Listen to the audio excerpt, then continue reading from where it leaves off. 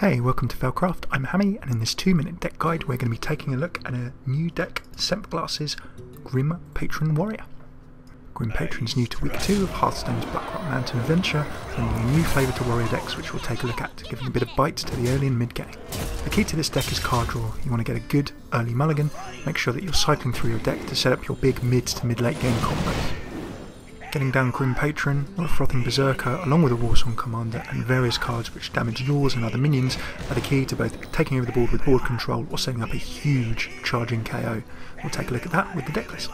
Take 2 Execute for your control and punching through tanks, Whirlwind for enabling your card draw, also your Frothing Berserker damage, and of course Grim Patron spawns.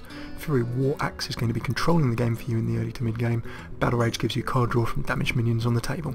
Commanding Shout combos well when you put it together with Grim Patron and Warsong Commander, or can just be used to keep your minions alive and make positive trades with card draw.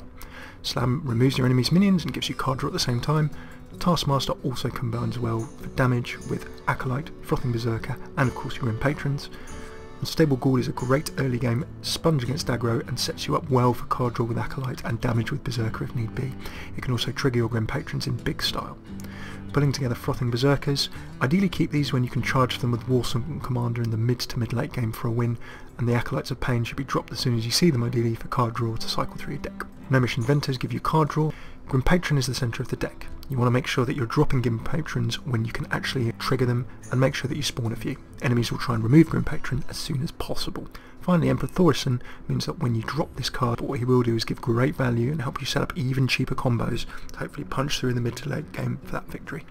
Against aggro, go for table control, grab Fury War Axe, Unstable Ghoul, Whirlwind, Frothing Berserker ideally, and then if you have Deathspite or Dread Corsair, try and get the other one as well. Gives you a great wall. Against control decks, it's all about trying to draw as much as possible while keeping the table under control. Grab Fury War Axe, Deathspite, Gnomish Inventor for card draw, Slam also for card draw, and then try and grab a Dread Corsair depending on if you have the weapon to reduce its cost.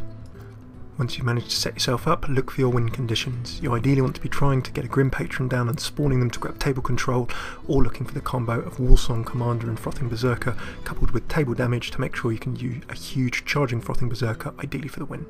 Remember of course that Warsong Commander, when played with Grim Patron, will allow every Grim Patron played that turn to have charge that's summoned after the Warsong is played.